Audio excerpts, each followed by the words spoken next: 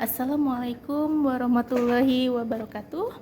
Perkenalkan, nama saya Nur Amelia dengan NIM 2310102035, program studi akuntansi syariah, mata kuliah Critical Thinking and Leadership, dosen pengampu Bapak Abdul Aziz. Di sini pada kesempatan kali ini saya akan memaparkan mengenai jiwa kepemimpinan dan metode berpikir kritis, baik dalam kehidupan sehari-hari saya maupun di dalam pekerjaan ataupun dalam suatu komunitas atau organisasi yang saya lakukan sehari-hari. Oke, kalau gitu langsung aja yuk kita simak video selanjutnya ya. Menurut saya, kepemimpinan adalah kemampuan seseorang atau sekelompok orang untuk memimpin, membimbing, dan mengarahkan orang lain atau suatu organisasi menuju pencapaian tujuan tertentu. Kepemimpinan melibatkan kombinasi keterampilan, sifat, dan perilaku yang efektif dalam memotivasi, menginspirasi, dan memandu orang lain. Ada berbagai gaya kepemimpinan termasuk kepemimpinan otoriter, demokratis, transformasional, dan lain-lain. Kepemimpinan yang baik biasanya melibatkan kemampuan untuk berkomunikasi dengan baik, mengambil keputusan yang tepat, dan juga memiliki visi yang jelas. Nah, metode berpikir kritis itu adalah apa sih? Yaitu kemampuan untuk menganalisis, mengevaluasi, dan merinci informasi dengan cara yang logis dan sistematis. Ini melibatkan kemampuan untuk mengidentifikasi argumen yang kuat, memahami implikasi dari suatu ide, dan membuat keputusan yang baik berdasarkan informasi yang ada. Metode berpikir kritis mencakup proses analisis, evaluasi, interpretasi, dan juga pemecahan masalah. Biasanya mampu mengidentifikasi dan mengatasi kesalahan berpikir, serta mampu melihat suatu masalah dari berbagai sudut pandang. Kepemimpinan dan metode berpikir kritis dalam pekerjaan saya sebagai accounting and finance. Menurut saya kepemimpinan dalam accounting and finance adalah yang pertama, pengelolaan tim. Pengelolaan tim ini untuk memimpin tim akuntan dan profesional keuangan. Seorang pemimpin harus dapat memotivasi tim mengelola proyek keuangan dan juga memastikan bahwa tujuan dan tenggat waktu tercapai. Nah, yang kedua, pengambilan keputusan keuangan.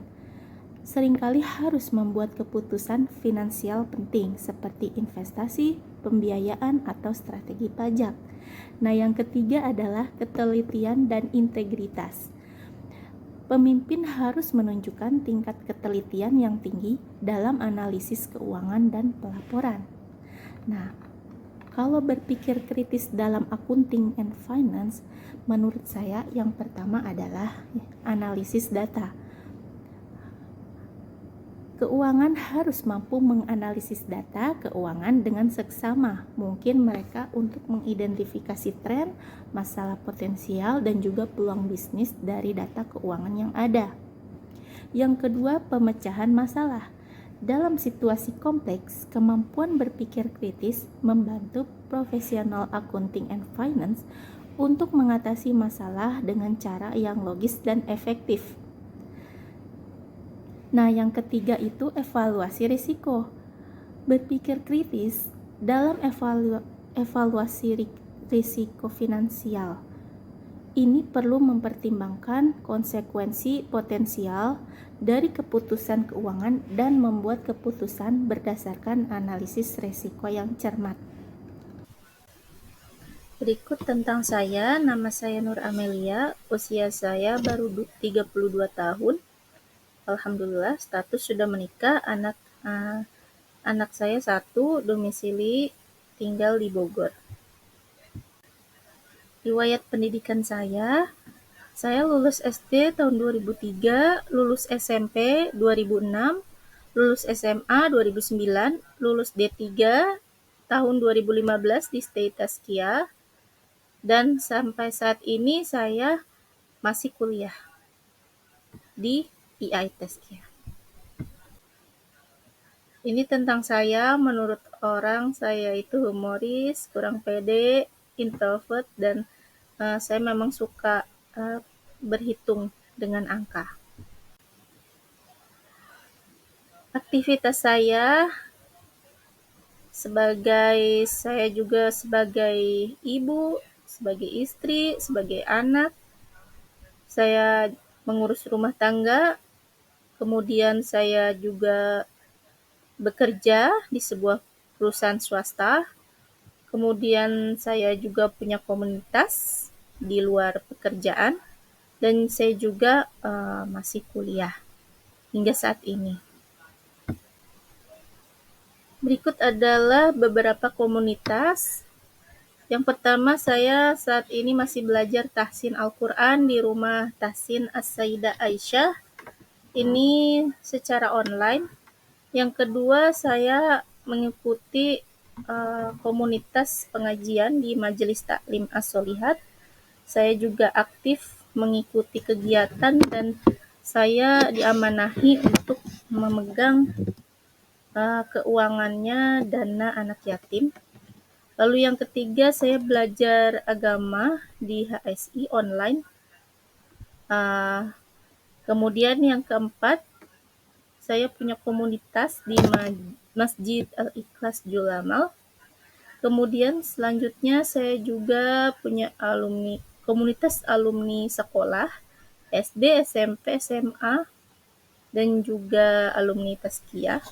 Kemudian saya punya komunitas Get the Miracle, itu juga belajar tentang agama, khususnya motivasi Islam. Lalu selanjutnya saya punya komunitas arisan bulanan dengan kebetulan suami saya orang Kebumen, lalu saya ikut berpartisipasi tentunya. Selanjutnya saya juga belajar tashih tilawah dan nahwu di Atibian online hingga saat ini. Kemudian saya ikut komunitas juga wali murid TKIT Yasifa di Bogor dan TPA Al-Kolam. Ini adalah sekolah yang sekolahan anak saya. Lalu kemudian saya pernah ikut komunitas perempuan. Di sini membahas tentang perempuan. Saya alumni. Lalu kemudian saya juga pernah mengikuti seminar online di program tahfiz rumahan. Tentunya bersama Dafa khususnya. Dan sebenarnya masih banyak komunitas-komunitas lain yang tidak bisa saya sebutkan di sini. Visi kehidupan saya tentunya menjadi hamba Allah yang solehah, menjadi orang yang berguna dan bermanfaat bagi semua orang dengan penuh keberkahan dan menjunjung tinggi nilai keislaman, serta menjadi teladan bagi generasi mendatang. Misi saya yang pertama istiqomah, beribadah kepada Allah. Yang kedua mengembangkan diri melalui pendidikan Islam dan mendidik anak menjadi anak yang soleh dan solehah. Yang ketiga mempertahankan keluarga yang harmonis. Dan yang keempat berperan aktif dalam kehidupan sosial. Untuk selanjutnya ada sesi wawancara dengan Dafa. Beliau adalah tokoh inspirasi saya, dan saya pernah mengikuti seminar program tahfiz rumahan. Beliau memang contoh dalam kehidupan, baik di dalam lingkungan keluarga, sosial, semuanya menjadi satu ya menurut saya. Berikutlah video selanjutnya. Saat ini sharing program tahfiz rumahan ya ya, dan juga menulis sampai sekarang ya Alhamdulillah. Terus prestasinya Masya Allah pernah menulis esai tingkat Kota Bandung ya tahun 2019. Alhamdulillah ya ya, bangga sekali. Pencapaiannya ini tadi, terus Alhamdulillah anak pertama hafalannya 6 juz ya Masya Allah, anak kedua hafal 3 juz di usia 9 tahun, dan anak ketiga yang bernama Syafa hafal 20 surat di juz 30 ya Masya Allah. Usia anak saya masih 4 tahun tapi Masya Allah lah Nah, untuk karya-karya seninya ada banyak ya ya. Ini ya ya, buku-bukunya Masya Allah, ini semua karyanya Ini saya nyomot dari FB ya Afwan ya. Ya, terus untuk minat dan hobinya menulis ya yang utamanya ya Masya Allah. Sangat menginspirasi bagi saya nih Nah, untuk kontaknya bisa menghubungi di Facebook ya, Dafa, dan juga Instagramnya @umuhijab_official. Tinggalnya di Bandung ya ya. Oke, baik informasinya apakah sudah benar yang saya paparkan tadi? Alhamdulillah. Ya, insya Allah.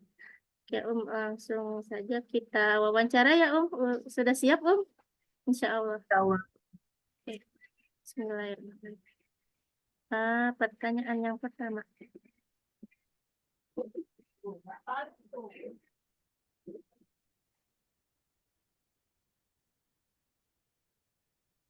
Yang pertama, apa sih yang mendorong dan coba ceritakan bagaimana sih memilih kehidupan yang pilih ini?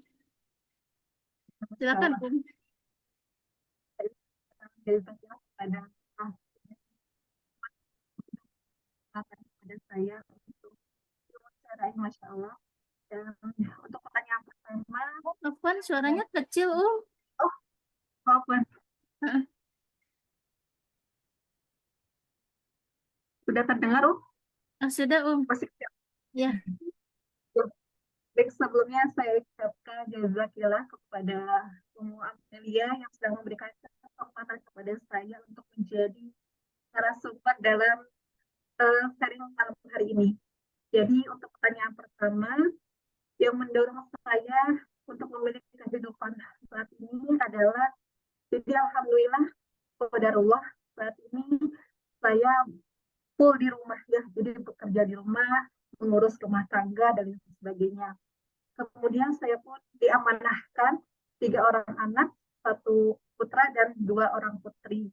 Dan memang ini adalah keinginan saya ketika sudah menikah adalah full di rumah. Dan ini pun alhamdulillah mendapat support dari suami, sehingga beliau pun mendukung apa yang menjadi keputusan saya saat ini. Dan tentunya saya bersyukur dengan kondisi saat ini, tentunya dengan berbagai perasaan saat ini, yaitu saya sebagai hamba Allah, kemudian saya sebagai seorang anak juga, saya sebagai seorang istri, saya juga sebagai seorang ibu, yang tentu semua peran ini akan saya pertanggungjawabkan di hadapan Allah. Jadi intinya adalah saya bahagia menjadi ibu rumah tangga. Gitu. Baik. Masya Allah sangat inspiratif sekali bagi saya ya. Oke, selanjutnya pertanyaan yang kedua. Apakah ada seseorang yang menjadi panutan atau pengaruh besarnya dalam hidup Lalu bagaimana pengaruh mereka membentuk seperti ini? Silakan Iya, Masya Allah. Jadi orang paling berpengaruh adalah pasangan hidup saya, yaitu suami. Karena semenjak menikah, kemudian punya anak, gitu. Jadi beliau adalah orang yang paling banyak merubah banyak hal dalam hidup saya. Mulai dari pola pikir saya, kemudian beliau banyak mengajar tentang attitude, tentang cara bergaul dengan banyak orang. Jadi saya sering mengamati beliau ketika berhadapan dengan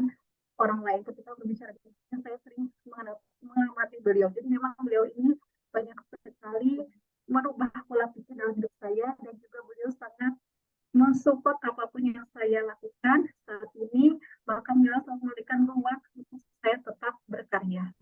Jadi mungkin itu, jadi suami saya yang paling berperan dalam perubahan hidup saya. Nah, ya, Masya Allah, lanjut pertanyaan selanjutnya. Apakah ada tantangan dalam hidup Jika iya, apa saja sih? Silakan. Iya.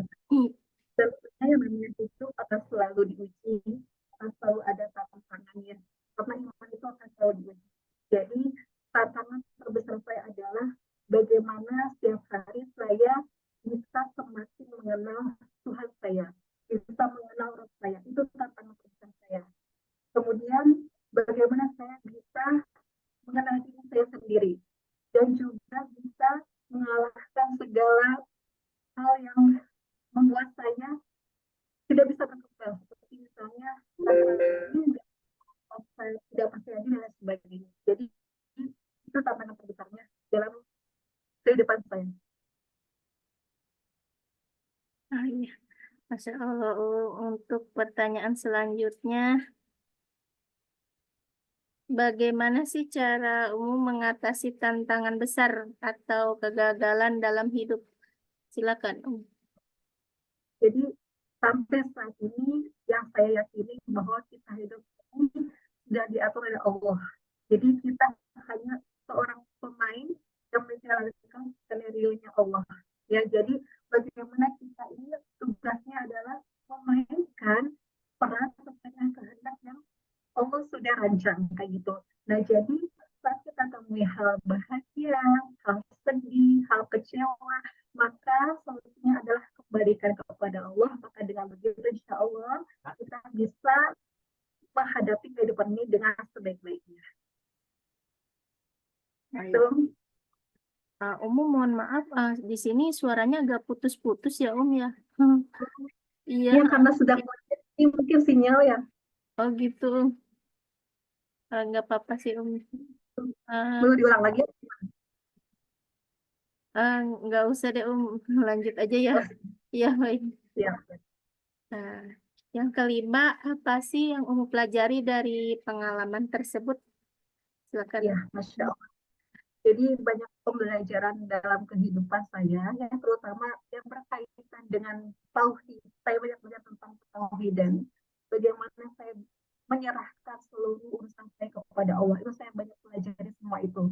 Kemudian saya pun belajar tentang arti perjuangan, arti sabar, syukur, dan juga bagaimana kita bersikap dengan lingkungan di sekitar kita. Itu. Baik, maaf ya, jadi banyak pertanyaannya. Yang keenam, apa sih filosofi hidup atau prinsip yang pegang? Silakan. Baik. Prinsip saya adalah kenali rohmu, kemudian mudahkan segala urusan orang, dan jadilah bermanfaat apapun perannya saat ini.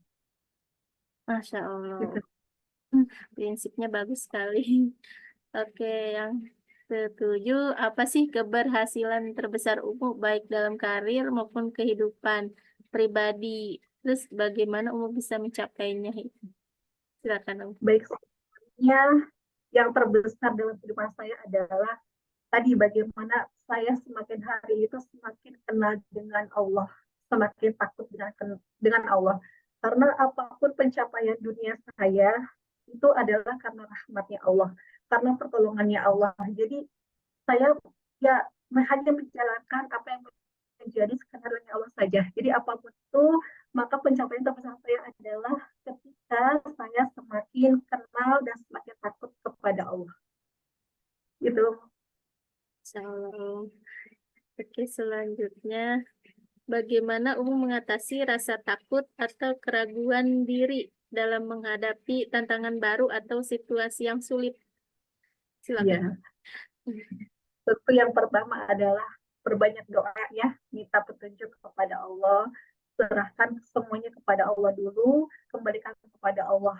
Kemudian yang kedua, mencoba untuk mengambil hikmah dari apa yang terjadi, kemudian mempelajarinya, sehingga setelah itu kita luruskan niat apa nih kita gitu kan, tekad kita itu apa selanjutnya. Jadi mungkin seperti itu cara saya menghadapi tantangan.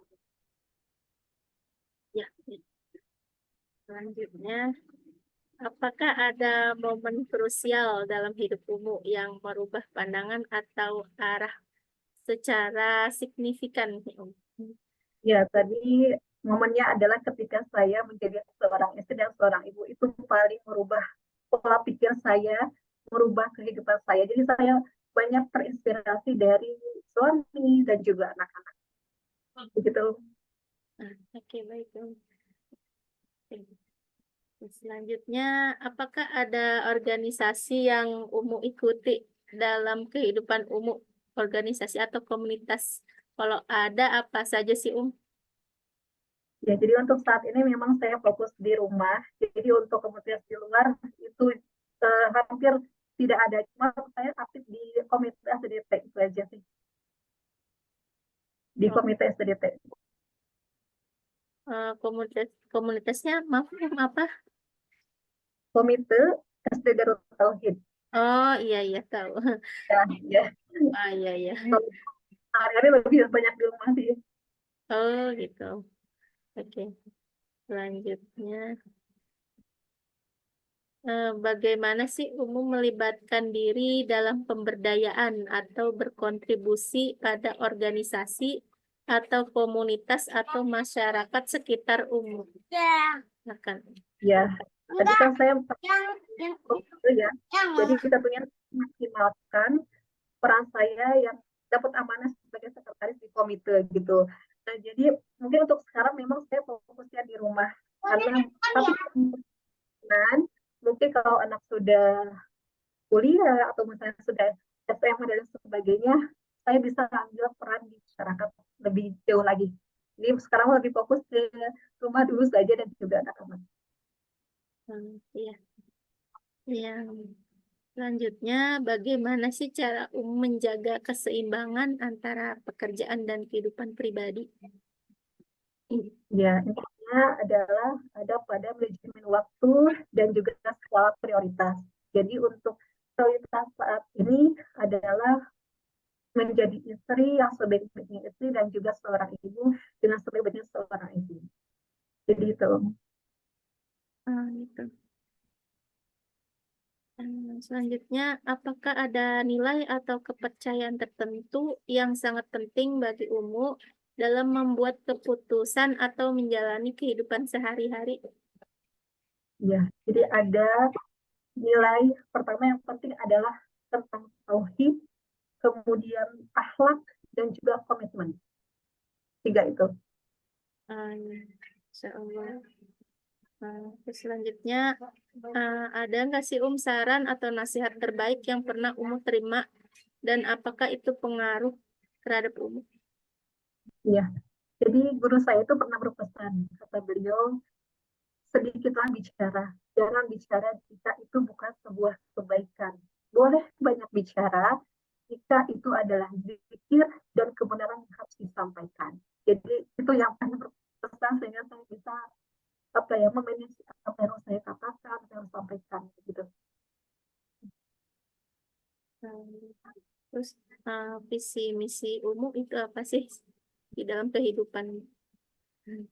Visi-misinya adalah menjadi yang bermanfaat apapun peran yang saat ini saya jalankan.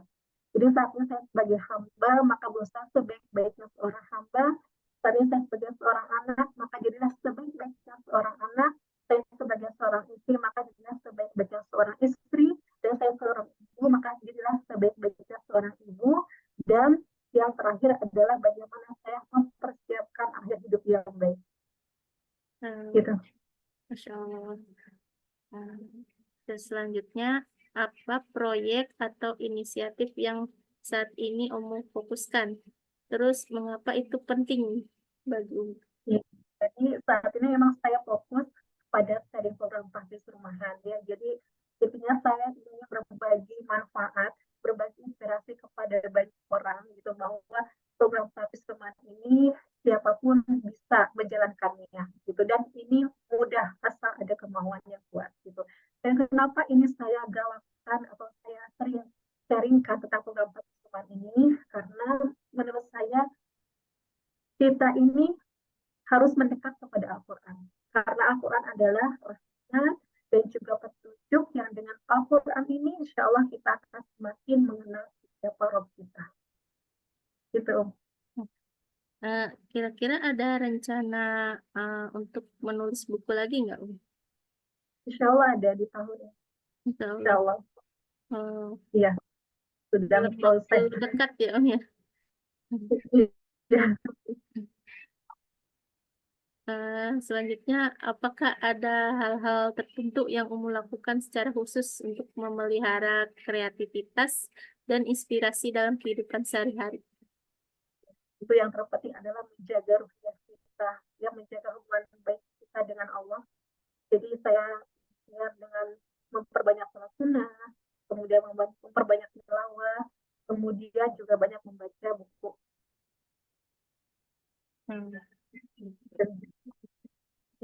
Ini yang terakhir, ada pesan atau motivasi yang ingin sampaikan kepada orang-orang yang ingin mengikuti jejak Dafa? Ya, Masya Allah. Bagi para orang atau para orang tua dimanapun berada, pertama yang harus kita lakukan adalah kenali siapa Allah, kenali Rob kita, gitu ya. Karena kalau kita sudah kenal, nothing is impossible. Rahmat Allah itu luas, seluas langit dan bumi, dan kita selalu berprasangka baik dengan takdir yang Allah berikan, karena itu adalah yang akan menguatkan diri kita untuk terus melangkah dalam kehidupan ini. Yang kedua, Allah itu menganugerahkan kita banyak potensi, maka kita harus maksimalkan potensi itu sesuai dengan kemampuan kita, dan jadilah bermanfaat apapun perannya saat ini. Wallahu Masya Allah, Umu sangat menginspirasi. Saya ucapkan jazakillah khairan Umu Dafa atas bantuannya, sudah membantu saya dalam wawancara ini. Semoga apa yang Nah, itulah tadi wawancara antara saya dengan Umu Dafa. Semoga apa yang diberikan atau disampaikan oleh Umu Dafa menjadi inspirasi bagi kehidupan kita ya. Amin ya robbal alamin. Masya Allah. Nah, jadi kesimpulan menurut saya, metode berpikir kritis dan kepemimpinan bukan hanya keterampilan yang diperlukan di dunia pekerjaan, tetapi juga memiliki dampak yang signifikan dalam dimensi agama dan sosial. Keduanya saling melengkapi, di mana berpikir kritis membantu dalam pengambilan keputusan yang baik dan analisis situasi, sementara kepemimpinan mengarahkan dan mengelola orang menuju tujuan bersama. Dalam konteks agama dan sosial, keduanya memainkan peran penting dalam membentuk nilai-nilai, etika, dan kesejahteraan bersama dalam masyarakat. Integrasi keterampilan ini dapat membantu individu dan komunitas untuk tumbuh dan berkembang secara holistik. Semoga video ini bermanfaat bagi semua yang mendengarkan. Amin. Baiklah, kalau gitu saya akhiri dengan membaca Alhamdulillahirabbil alamin. Kurang dan lebihnya saya mohon maaf apabila ada yang kurang berkenan di hati Anda. Dan terima kasih telah menonton video ini. Wabillahi taufik wal hidayah. Wassalamualaikum warahmatullahi wabarakatuh.